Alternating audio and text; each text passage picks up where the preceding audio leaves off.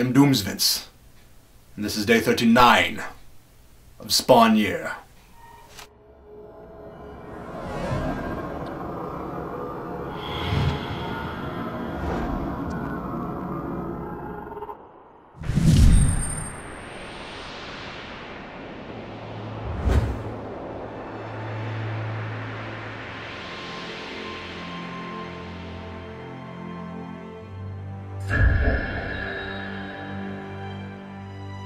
Apparently, we just can't have nice things. From reading the letters pages, I knew McFarlane would inevitably rename Anti-Spawn and put someone else in the costume, completely diminishing Morrison's fascinating paralleling of Alan Wynne and of Heaven and Hell, who used disturbingly similar tactics in recruiting humans as soldiers in their war. What I didn't know was that in this very same issue, he would rename Psychoplasm to Necroplasm. Why? In a comic where the ends of Redeemer's dialogue balloons are crosses, have you really somehow convinced yourself that psychoplasm just sounds too silly? Especially considering you've used the term yourself in your own issues at least once. So my two favorite ideas in the Spawn mythology are changed and made less interesting. McFarlane doesn't write like he has a vision, but if these things went against where he wanted the story to go, why let them be published? It's like he's writing a collaborative fanfic. He'll let any writer do whatever he wants because he can always just contrive an easy story reason to change it later. And that's almost exclusively what this issue is about, rearranging Morrison's intriguing concepts into something simpler and more manageable. So the Angels decide to replace Jason Wynne with a good person, a pure and devout soul that can better withstand the elemental fire that now we're told burns hotter the more sins you've committed.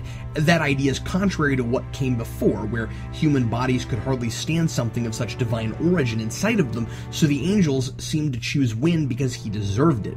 So this time they go with Phil Temper, a nice guy who doesn't seem to have one. A temper, that is. He's an ex-convict who found God and is a model citizen now. A community leader training to be a minister.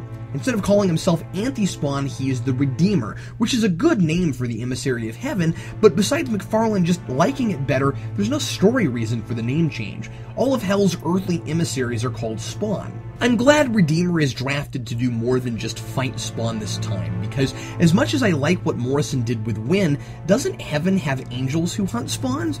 Angela made it seem pretty easy, with the exception of Al, who's mysteriously really important for some reason and keeps accidentally doing impossible things due to status. Raphael, who is not a Ninja Turtle, takes over Gabrielle's position as Director of Terran Affairs and sends Redeemer to investigate Bobby's resurrection. Once again, Al has done something that in thousands of years is unheard of, transferring his power to someone else, which begs the question of why the angelic red alert klaxons weren't going off back when Spawn gave Clown his Violator morph back. Redeemer grabs Bobby to study him. He glows yellow and is in extreme pain, and Redeemer says, "That's interesting," all while Spawn is trying to separate them to no avail. His costume is still in bad shape from the events of the Angela mini. We see that Spawn still has that big gaping hole in his chest and that he just hasn't had the time to look for any shoelaces or duct tape or spackle. The costume has been trying to repair itself for a few issues now, and it makes a huge leap forward at the end, where Spawn stands in shadow, now with the full cape again, and the reader is expected to be waiting with bated breath to see this incredible new costume design. Again, from letters in recent issues, it's clear that McFarlane wants to make some tweaks to an old design he came up with back in 1980, so he's clumsily introduced this plot point. I don't think having a living costume evolve into your sleek new design is a bad idea, but it's another that doesn't unfold very organically. The costume has made no progress in 3 issues in repairing itself, looking seriously ill all the while, and suddenly, like Evolution and X-Men, it just leaps forward. There are some warm moments with Spawn returning home to his pals in the alley, and I like Bootsy, his prized possession, his boots, which he puts up on Spawn's makeshift throne as part of a memorial when they think Spawn's dead. And the major subplots continue. Terry researching Wynne and Sam and Twitch trying to nail Chief Banks for secretly hiring Billy Kincaid years ago.